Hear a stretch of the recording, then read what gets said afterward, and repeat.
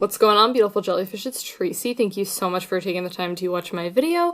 We're going to be doing Friday's Feature Cards, where I basically just talk about cards that I've been liking for the past, week or so. This video I actually think I meant to film last week, and then I feel like I didn't have enough cards to talk about, but there were some cards that I really wanted to mention basically for the past, week or two that I've really been enjoying. So let's get started. I want to first talk about some Shadows over Innistrad cards. I know this set is probably talked about a ton, but I drafted it for one of the first times a couple of weeks ago, and I drafted this pretty sweet white blacklist. If you know me, I have an absolute soft spot in my heart for the color white. It's probably my favorite magic color. It's either that or black. They're very, very close. And together, it's just one of my favorite color combinations, that and white and blue.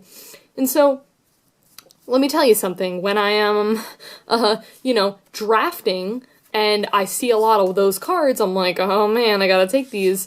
So, yeah, that's kind of a thing. So I really, really like those cards a lot. And, I kind of sort of got past that color combination. I was like, I guess I gotta take these cards. I didn't end up doing very well because of just drawing issues. This guy also had this just nuts deck. He had, seriously one of the best decks I've ever seen in draft period. It was some stupid Delirium deck where his synergy was just literally just incredible and amazing, and I was, really salty about it. Anyways, so let's talk about a couple of cards from Shadows over Innistrad. The first card I want to talk about is Biting Rain. So, I got past this card and I was like, I gotta take this. I don't even remember what point in the pack it was, but I think I was pretty committed to black at that point. And this card is just good. It kills so many things. There's a lot of 3/2s in the set. It kills just a lot of things. It's also really sweet too because, you know what, if you say go in for an attack and your opponents do the thing of okay, I'm not gonna fall for your bluff and I'm gonna block your things, and then they're their creature's got 2 points of damage on it, and then you just kill yourself a 6/4, something like that. So, yeah, card's really good. Even honestly, just for the madness cost, if you get it for 3, that's pretty sweet, but even if not, even if you just hardcast it for 4 mana for a mini board wipe, it's really good. I like this card a lot. Then we have Town Gossipmonger, and this card is seriously nothing fancy. It's a 1-mana 1/1, and then you get to tap an untapped creature, which is super good because if you tap an untapped creature and it just comes into play, and you've had this guy chilling around for a turn, that's cool. The fact that it flips into a 2/3, it attacks each combat if able, and then it gets +1/+0.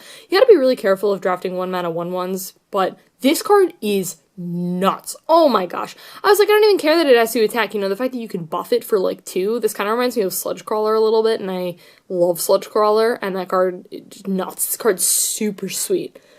Sometimes it hurts, sometimes it does. Sometimes you don't have anything, Okay, then we have, Gryff's Boon. And I remember when this card came out, and I was like, nah, this card's not good. Card's actually nuts. The fact that you give something flying for 1 mana, and you give it +1/+0, is super devastating. If you give it to one of your big guys or whatever, yeah, card's good. And the fact that you have that opportunity to bring it back from the graveyard, amazing.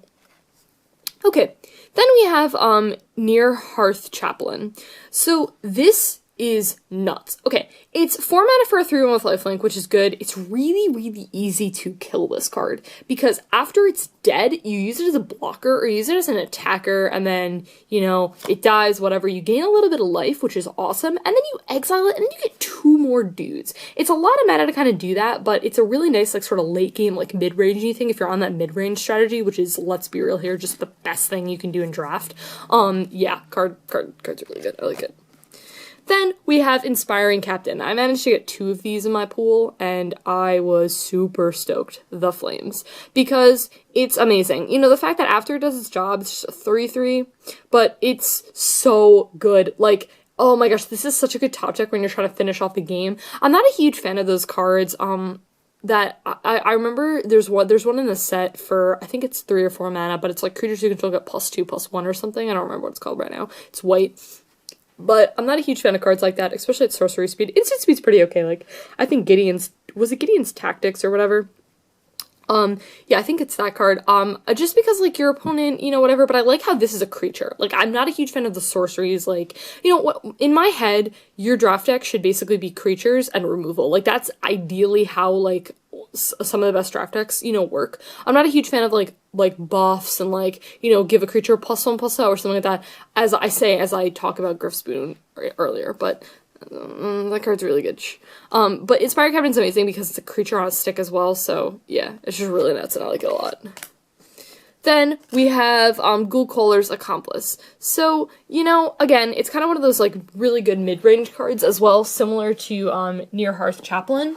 You know, you exile it from your graveyard and then you get a 2/2. It's kind of a lot of mana for what it is, but I kind of like it. It's really good in the late game because, you know, again, it's just what you want to be doing in the late game. So it's a nice body. I like it. And the last card I'm going to be talking to you guys about is a card that I actually got past 2 of these guys. 2 of these.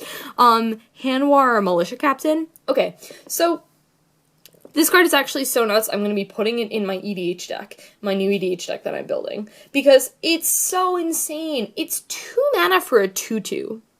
If you have 4 more creatures now, my strategy was very aggressive. If you saw some of the cards that I drafted with, and it was a very aggressive black-white build. It kind of reminded me of, like, a really aggressive, like, red-white strategy, but without the red. Okay, so the fact that if you have 4 more creatures, which is really easy to do because I was playing a bunch of small dudes, it transforms into this, where the power and type is certain number of creatures you control. So basically, if you flip it, you're going to get a minimum of 4/4. Basically, which is not hard to do. And then you get to put dudes on the battlefield. Everything about this card is absolutely nuts. I got 2 of them, and I was so excited. I think at some point I had, like, 2 on the battlefield.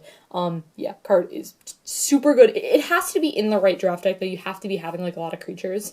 And, like, I had the token gen outlets, and, yeah, card super good. Okay, those are all the cards that I want to talk to you guys about for Shadows over Innistrad. I'm going to be talking about my Tasigur EDH deck. I actually did a deck check on this, which will be up next week, so you guys can check that out when that's up. But I have a couple of new cards in the deck that I want to talk to you guys about. So, the first one I'm going to be talking about is Yavimaya Granger. This is really good in those strategies where you want creatures in your graveyard, because it's got an echo cost. And if you don't pay the echo cost, you don't care. The fact that it's a matador, but it also has an echo cost, like, stapled onto it is nuts. It's super, super sweet. So, yeah, I'm a huge fan of this card. The only thing that I think could make this card better if it was actually a 2/1, and you're like, wait, why? That's weird. Because if it was a 2/1, it would just synergize so much better with Skullclamp, which is the next card I'm going to be talking about. Still, Yavimaya Granger is one of, like, a really, really good card. And it's Eddie basically into the battlefield tap, which is really good. Not just a forest. So, Skullclamp is nuts. I edited the deck so it has a lot more of, like, 2/1s and 1/1s and things like that, so this card synergizes really well. Even if the fact that it just, you know, something dies, you get to draw 2 cards. It's 2 mana from a total of playing it to equipping it. Oh my gosh, I love this card. I don't know why I haven't been playing this card for, like, ever. It's so sweet. I had it laying around, and I was like, I'm gonna throw it in this deck. Speaking of things dying and whatnot, Evolutionary Leap. Evolutionary Leap is really good. I was hesitant to putting it in this deck, but then I was like, you know, I kind of need a sack outlet, so I decided to. And you know what? It's 1 green mana, like, to sack something. So someone blows up the board or whatever, you're just like, cool, I'm gonna sack my stuff, and then I get other things. Things go to your graveyard. Card just does everything you want it to in this deck, so it's super good. And the last card I'm going to be talking to you guys about in my Tasigur EDH deck is Seasons Past. So I remember when I saw this card, and I was like, I gotta throw this card in my EDH deck, because it is so incredible. Like, I did not realize quite how good this card was in my deck until I played it, and I managed to get, like, so many things back. I seriously got, like, stuff all the way back. Like, I have stuff in my deck ranging from 1 mana to, I think, 10 mana. Like, I think I have, like, my highest is, like, Artisan and Kozilek, and then 9 I have, like, in Garrick's Wake, and then 8 I have Dig Through Time. And so I remember I played it, and then I got something back from 1 mana to 8 mana. I didn't have, like, the 9 or the 10 mana. Like, you know, I only have 1 10 mana thing in the deck, and then I think I have, like, 1 9 mana thing as well. So, like, the chance of those being in my grave is, you know, kind of slim, because there's only, like, 2 of them. But everything else, I pretty much have, like, a wide variety of stuff. Like, I have a ton of stuff at 3 mana, you know, things like that. So, you know, card is nuts. It does, like, everything you want it to. And the fact that after you're done with it, it doesn't even get exiled. You can just put it on the bottom of your library. You're going to be doing a lot of shuffling, so you have a chance of, like, drawing it again. So, yeah, I'm super happy. Only thing that can make this card better is if I had a promo, because I just really want to promo the card. Okay, now we're going to be talking about my Omnath EDH deck, which I was playing, and I edited the deck a little bit, and I put some cards in there.